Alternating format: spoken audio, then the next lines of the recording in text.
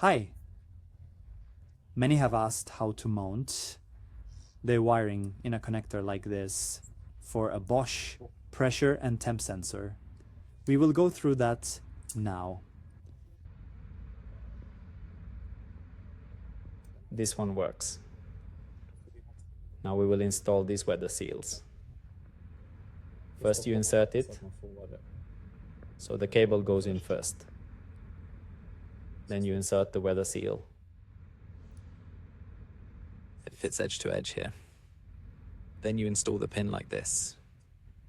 You use pliers, like these, to install it. Then you can see that one gets an assembly there. And then we are going to crimp. Okay? We crimp this one. So now the cable is attached to the terminal.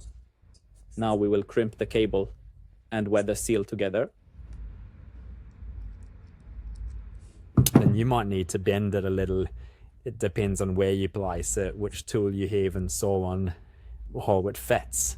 But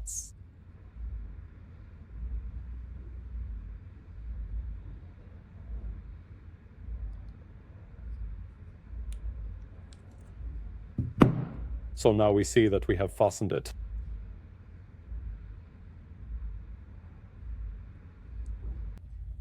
The smooth side facing up in the connector, or in this direction as shown. And then you hear it click. What happens here now is that the pin or pins are secured in the connector.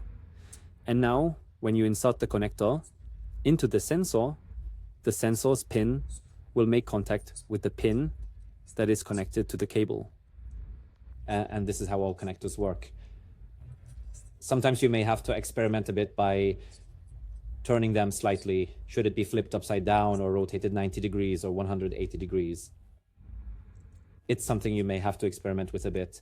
But if you take it easy, there are absolutely no problems mounting these kinds of connectors.